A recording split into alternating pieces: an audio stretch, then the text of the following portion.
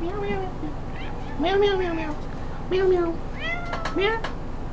So I just want to apologize first of all, 'cause I'm just getting over a cold, so my voice isn't 100%, but I just really wanted to put out this video. Today's video is going to be something a little different than what I normally do. For a while now, I've been wanting to do a series of videos focusing on smaller arcades from different areas, with an emphasis, why can't I say this?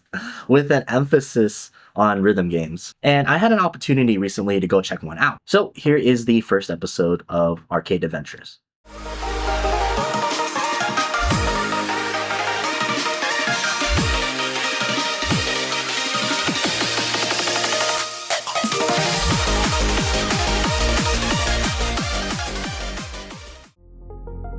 So after about an 8 to 9 hour drive, my friend Hanna and I arrived at FunZoneArcade in VACAVILLE, California.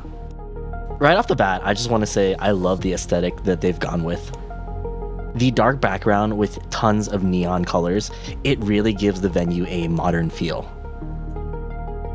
The size of the store, I would say, is close to a movie theater arcade, possibly a little bigger, but the layout of the cabs gives you some breathing room and doesn't feel so cramped. Now let's talk about their selection of rhythm games.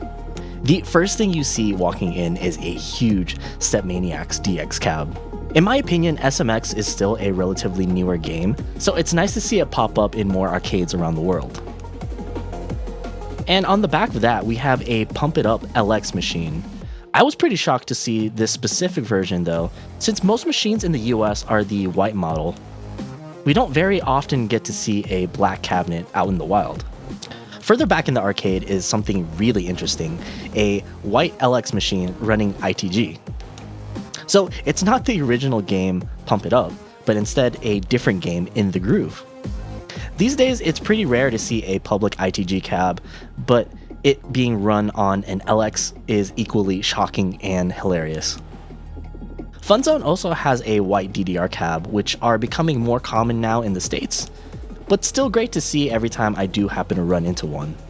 And the last rhythm game I was able to spot is a taiko machine, and I'm not too familiar with the different machines for taiko, but it felt well maintained and I had no issues while playing.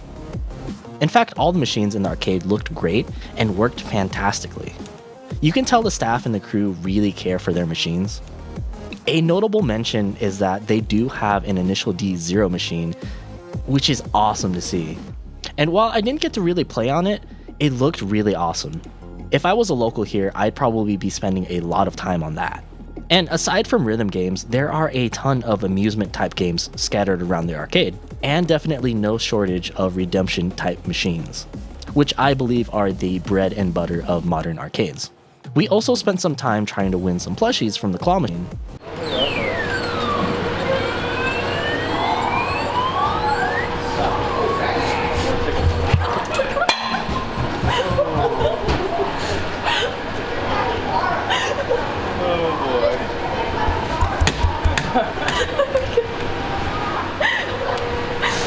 Okay, well, we can leave it out. Okay.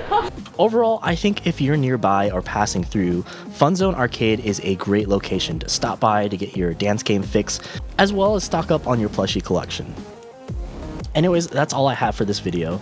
Being a new series, I don't really know what else to add for commentary, so if you guys have any questions, feel free to let me know in a comment down below, and I can make sure to cover it in the next one. Also, if there's any arcades you'd like me to come check out in the future, let me know and I'd love to come visit. Anyways, thank you guys so much for watching. Here's a video YouTube thinks you might enjoy.